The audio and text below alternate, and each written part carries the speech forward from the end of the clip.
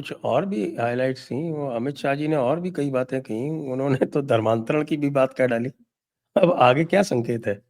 अब ये तमाम लोगों का कहना है कि धर्मांतरण वाला जो उनका स्टेटमेंट था वो काफी तीखा था और उसको हल्के में नहीं लिया जाना चाहिए। चूंकि कॉन्करेंट लिस्ट की बात है तो कोई बड़ी बात नहीं, केंद्र सरकार इस पर भी कोई एक आने वाले समय पे एक कानून लेकर आए धर्मांतरण, क्योंकि जैसा कि आप देख रहे हैं धर्मांतरण हैज बीन एन इशू, जैसा उन्होंने बहुत सही पॉइंट आउट किया कि भैया हम तो अब बना रहे हैं, शुरुआत में तो कांग्रेस गवर्नमेंट ही इसके खिलाफ कानून बनाती आई है, तो बिल्कुल। अगर हम बना रहे हैं तो कौन सी बड़ी बात गलत कह रहे हैं। तो कोई बड़ी बात नहीं कि केंद्र सरकार इस पे भी कानून, वैसे भी आप एक बात और समझिए ना, मोदी सरकार के सामने एक एग्जिस्टेंशियल क्राइसिस है। वो अपना उनको जितने वादे थे वो तकरीबन पूरे सब उनकी पूरी वादा वाला जो उनका ब्रोशर था वो एकदम साफ होता चला जा रहा है। राम मंदिर बन गया, 370 हट गया, CAA आ गया, NRC लागू होने लगा, और अब तो वक्फ बिल भी संशोधित हो रहा है। तो अब क्या बचा, क्या ले दे कि धर्मांतरण पे ही तो हाथ लगाना पड़ेगा साहब। हाँ, अभी देखिए प्लेसेस ऑफ वर्शिप एक्ट, आपने एक चीज नोटिस की या नहीं की? प्लेसेस ऑफ वर्शिप एक्ट का जो सेक्शन 4 सब सेक्शन 2 है, वो प्रोटेक्टेड मॉन्यूमेंट्स को, जो 1904 का एक्ट है और फिर 1958 का एक्ट है, वो दोनों के तहत प्रोटेक्टेड मॉन्यूमेंट्स को प्लेसेस ऑफ वर्शिप एक्ट से जुदा करता है। सर इसमें मैं एक बात जोड़ूंगा। ये आज नहीं, कई साल से मैं विष्णु जैन से कह रहा हूं, आप पूछिएगा। सबसे पहले मैंने इस बात को ट्वीट किया था आज से 5 साल पहले। मैंने कहा था कि साहब दो बातें हैं इसमें। पहली बात, प्लेसेस ऑफ वर्शिप एक्ट इसी किसी भी प्रॉपर्टी पे लागू नहीं होता जिसपे जो प्रोटेक्टेड मॉन्यूमेंट एक्ट को, जिसको सामान्य भाषा में ASI एक्ट कहते हैं, तो ASI एक्ट जिसपे भी लागू है उस पर प्लेसेस ऑफ वर्शिप लागू नहीं होता। अब इसका एक और भी करॉलरी है सर। अब सवाल है कि ASI एक्ट किस पे लागू होता है, वो पढ़िए तो और मजा आ जाता है। ASI एक्ट हर उस बिल्डिंग पे लागू होता है जो 100 साल पुरानी है, जिसकी कोई धार्मिक, ऐतिहासिक या कल्चरल वैल्यू है।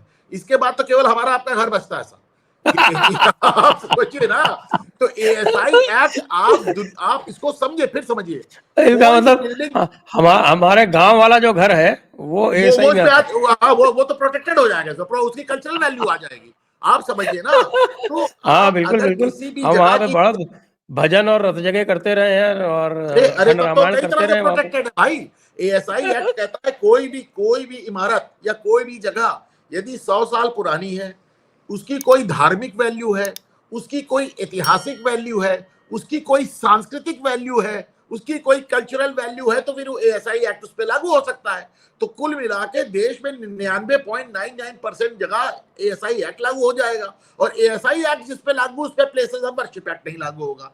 मैं बहुत ईमानदारी से मानता हूं साहब, और ये भी बात मैंने लिखी है, मैं बहुत ईमानदारी से मानता हूं कि नरसिम्हा राव ने जान के ये शरारत की। उन्होंने एक ऐसा एक्ट बनाया जिसको उन्हें मालूम था कि एक बार उन कांग्रेस गवर्नमेंट चली जाएगी तो किसी पे लागू नहीं होगा ये। उन्होंने जान के ये शरारत की। क्या उनको नहीं मालूम थी कि साहब वो एसआई एक्ट से कवर नहीं हो रहा है, और एसआई एक्ट पे सब कुछ कवर हो जाएगा। बल्कि विष्णु जैन से हमारी कई बार इसमें बहस हुई, तो उन्होंने कहा नहीं, एसआई। मैंने विष्णु जैन से ये भी कहा था कि उसमें ये भी लिखा हुआ है कि उसी में, एक मिनट में निकालता हूँ प्लेसेस ऑफ वर्शिप एक्ट का, उसमें आप बिना एएसआई के भी उसको जो है वो एग्जेम्प्ट कर सकते हैं, क्योंकि उसमें ओल्ड बिल्डिंग्स और एंशिएंट बिल्डिंग्स वगैरह सब लिखा हुआ है उसके अंदर। एक मिनट में इसको निकालता हूँ, places of worship act, places of worship act special provisions 1991। तो इसका साहब जो ये 4(2) कहाँ गया, हाँ 4(2) कह रहा है कि 4(2), 4(3), हाँ इसमें 4(3) covered by ancient monuments, ये 24 of 1958 है। any dispute, recursion or such place, एक मिनट में पढ़ता हूँ इसमें क्या है। हाँ, any place of worship referred to in this said subsections which is an ancient and historical monument or an archaeological site or remains covered by Act 24 of 1958. तो साहब एंशियंट हिस्टोरिकल मॉन्यूमेंट तो सारी हमारे सारे मंदिर हैं। साहब सरकार में विल पावर चाहिए, जिसको चाहे संरक्षित डिक्लेयर कर दे और उस पर प्लेसेस ऑफ वर्शिप एक्ट लागू नहीं होगा, एज सिंपल एज दैट। बिना संरक्षित किए हुए भी उसमें लिखा है कि एंशियंट मॉन्यूमेंट। काशी विश्वनाथ तो एंशियंट मॉन्यूमेंट है एएसआई एक्ट के हिसाब से। Gyanvapi is an ancient monument. क्या प्रॉब्लम है? देखिए, मेरा ईमानदारी से मानना है कि इस एक्ट में लूप होल्स नरसिम्हा राव ने पर्याप्त लूप होल्स छोड़े थे। उन्हें मालूम था आने वाले समय में, अभी आप इन लोग को एक लॉलीपॉप दे रहे थे और उनको मालूम था कि भाई जो आदमी बाबरी मस्जिद गिरने समय 6 घंटे के लिए अपने को कमरे में बंद करके पूजा में व्यस्त हो जाए, वो ऐसा एक्ट नहीं बना सकता। उसने ऐसा एक्ट बनाया तो उसमें फिर ढेर सारे लूप होल्स छोड़े और वो लूप होल्स आज एकदम सामने है, बशर्ते सरकार उनको एक्सप्लॉइट करना चाहे। अभी तो मुझे लगता है कि अभी तक तो कह रहे थे ये शायद एक एक करके करना चाहते हैं, तभी तो प्लेसेस ऑफ वर्शिप एक्ट नहीं छुआ। और मंदिर वाला जो है वो तो बहुत ही अनफॉर्चुनेट हुआ। पता नहीं आपको ध्यान है कि नहीं है कि आपके जो एंडाउमेंट एक्ट्स के विरुद्ध जो आंध्रा, आपके तमिलनाडु, कर्नाटका वगैरह से जो सारी रिट्स चल रही थी अब यहाँ पे सुप्रीम कोर्ट में 2012 से 13 साल के बाद सेंट्रल गवर्नमेंट ने उनको सपोर्ट नहीं किया और उनको जो है वो वापस भेज दिया गया कि आप जाइए फिर से शुरू कीजिए हाई कोर्ट से आफ्टर 13 ईयर्स। भाई प्लेसेस ऑफ वर्शिप एक्ट में भी 3 साल से सेंट्रल गवर्नमेंट एफिडेविट नहीं लगा रही है, जवाब नहीं दाखिल कर रही। 5 साल से सर, 5 साल से I am an intervenor in that application, तो इन दैट लिटिगेशन मैं इंटरवीनर हूँ। तो अब बताइए ना, अब इसका क्या जवाब है अगर केंद्र सरकार ही इस तरह का रोल अब ये है भाई, ये वाले कि भाई blow hot and blow cold. एक तरफ तो आपने इतना वक्फ एक्ट में इतना बोल्ड एक्शन लिया और हल्ला गुल्ला हुआ, तो आपने लास्ट मोमेंट पे वहां पर अमेंडमेंट भी ले आए और उस अमेंडमेंट में जो एएसआई प्रोटेक्टेड जितनी भी जगह है उनको भी अलग कर दिया वक्फ के परव्यू से। और एक झटके में ताजमहल का जो डिस्प्यूट था वक्फ वाला वो खत्म हो गया, भोजशाला का जो था वक्फ का डिस्प्यूट वो खत्म हो गया, कुतुब मीनार का खत्म हो गया और संभल का खत्म हो गया। अब योगी जी क्या करने वाले?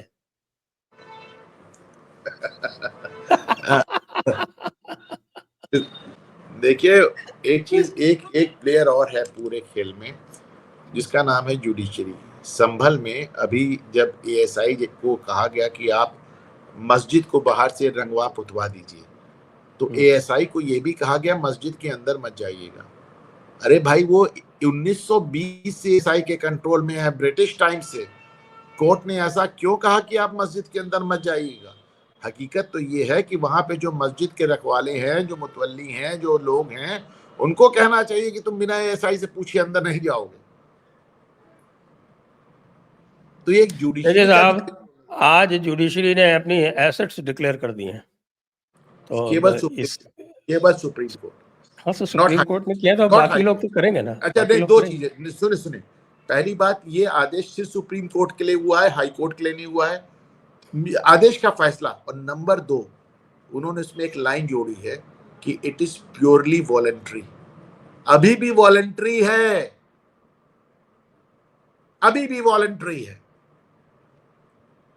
नहीं, देखिए एक चीज तो आपको लग रही होगी ना कि जुडिशरी भी थोड़ी सी तो हिली हुई है ना, थैंक्स टू अ जज फ्रॉम प्रयागराज। मैं तो इसको शुरुआत से कह रहा हूं कि जो केंद्र सरकार है, जो नरेंद्र मोदी की सरकार है, वो यशवंत वर्मा मामले को दबाने में पूरी तरह जुडिशरी का सहयोग कर रही है। क्योंकि केंद्र सरकार को लगता है कि अगर जुडिशरी सक्सेसफुली यशवंत वर्मा के मामले को दबा देगी तो इसके खिलाफ इतना हाहाकार मचेगा कि जुडिशरी बैकफुट पे चली जाएगी और फिर हमको जल्दी नहीं टोकेगी।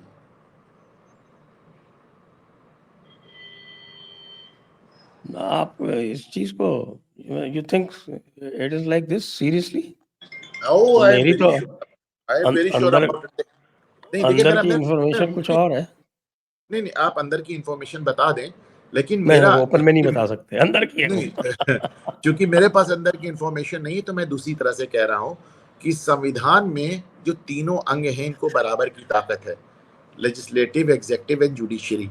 लेकिन वही अंग आगे बढ़ के बोलता है, या वही अंग डोमिनेट करता है जिसकी थोड़ी सी मॉरल एज होती है, जिसको नैतिक रूप से थोड़ी सी एज मिली होती है।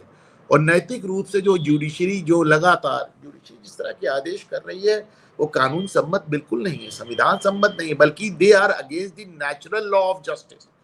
आप समझिए, अगर आप पूरी दुनिया से कहते हैं ट्रांसपेरेंसी करिए और खुद कहते हैं हम पे आरटीआई नहीं लागू होगा, पूरी दुनिया से कहते हैं कि कैसे अपॉइंटमेंट किया, कैसे प्रमोशन किया बताओ, और कहते हैं हम नहीं बताएंगे, पूरी दुनिया से कहते हैं कि ट्रांसफर का कारण बताओ, और कहते हैं हम कुछ नहीं बताएंगे। तो आप इसको समझिए ना, इस बात को, कि उनका अभी तक जो कुछ भी जुडिशरी में हो रहा है, it is against the natural law of justice के खिलाफ जा रहा है। उसके बाद भी चल रहा है, इसलिए क्योंकि उनके पास एक मॉरल एज है। मॉरल एज इसलिए है कि लोग एग्जेक्टिव से और लेजिस्लेशन से बहुत निराश हो चुके थे। शाहबानो केस के बाद लगातार सरकार से और पार्लियामेंट से लोग नाराज होते चले गए, और इसी के चलते 1990 के दशक में आपने जो जुडिशियल एक्टिविज्म देखा, वो अभी तक कंटिन्यू कर रहा है। तो ये जुडिशियल एक्टिविज्म रोकने के लिए जरूरी है कि जुडिशरी की मॉरल एज, या जुडिशरी मॉरली नैतिक रूप से बैकफुट पे चली जाए। अगर यशवंत वर्मा वाले मामले में कुछ नहीं होता, तो जुडिशरी डेफिनेटली नैतिक आधार पे पीछे उसको जाने के लिए विवश होना पड़ेगा। और अगर जुडिशरी पीछे हटती है, तो जाहिर सी बात है, इसका फायदा सरकार और सिर्फ सरकार को। आपकी बात में तब मान लेता जब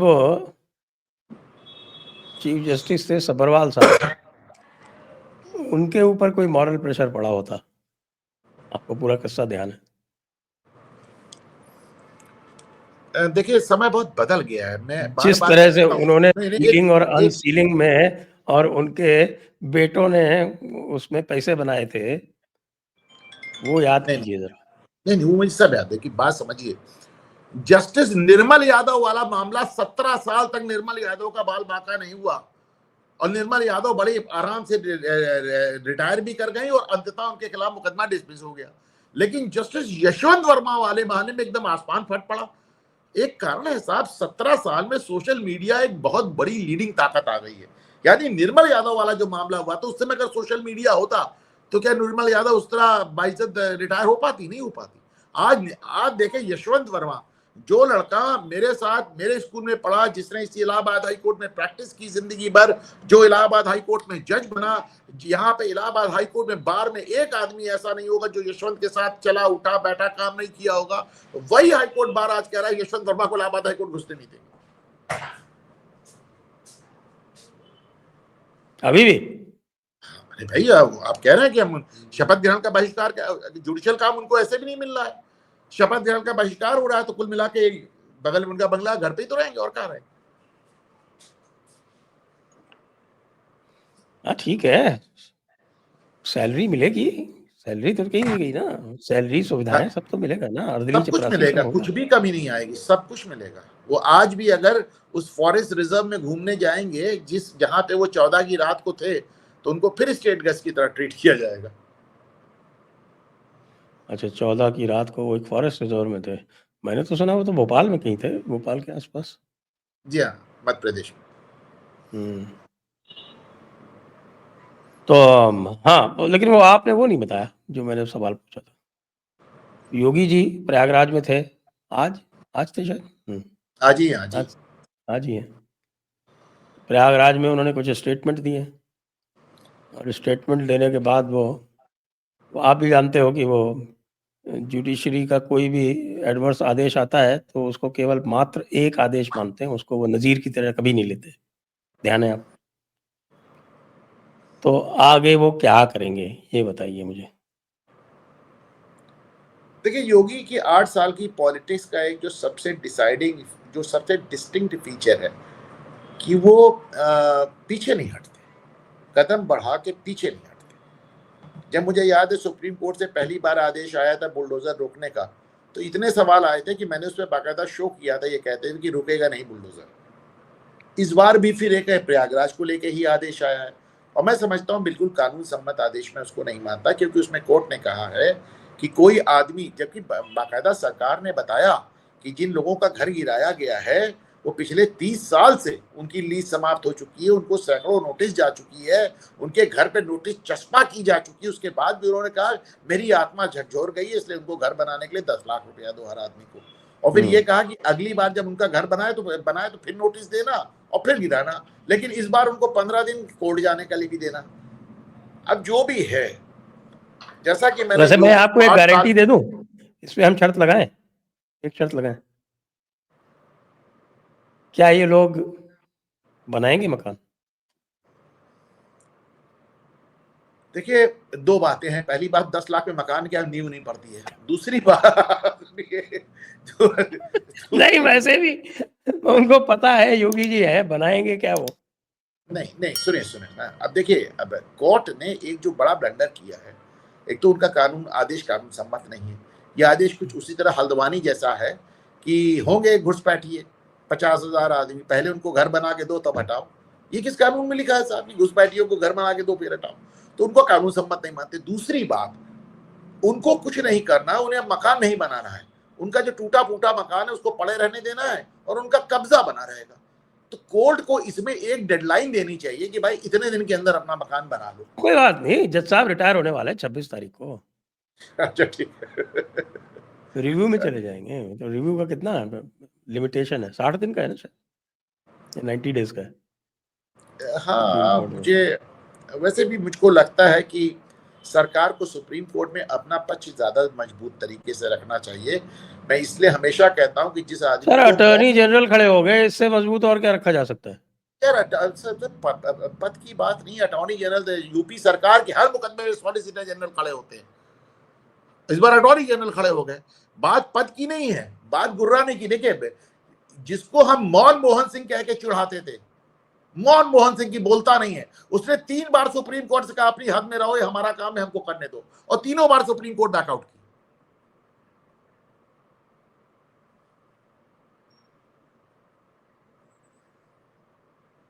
फूड कॉर्पोरेशन ऑफ इंडिया का लाखों टन अनाज सड़ रहा था, सुप्रीम कोर्ट ने कहा इसको बांट दिया। उन्होंने कहा हमारे पास बांटने के लिए मैकेनिज्म नहीं है और ये मेरा काम है, आगे से मेरे काम में दखल मत दीजिएगा। सुप्रीम कोर्ट ने अपना आदेश वापस ले लिया। मनमोहन सिंह सरकार ने ये किया, जिसको मौन मोहन सिंह कह के चिढ़ाते।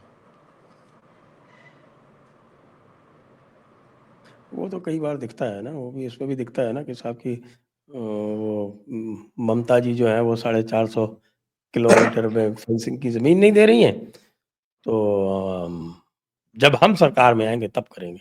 मतलब नेशनल सिक्योरिटी की इशू। वो तो कह देती इस जज का आदेश में नहीं मानूंगी, जाओ। वो तो सीधे कह देती। आज तो झटका लगाया उनको, बहुत जोर का झटका, धीरे से।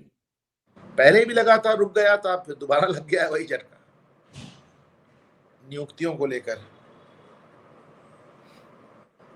हाँ, थोड़ा सा तो जुडिशरी की जो लेफ्ट लीनिंग टेंडेंसी है उस पर यशवंत वर्मा जी ने बहुत गहरा प्रहार किया है। ये आपकी बात से मैं सहमत हूँ।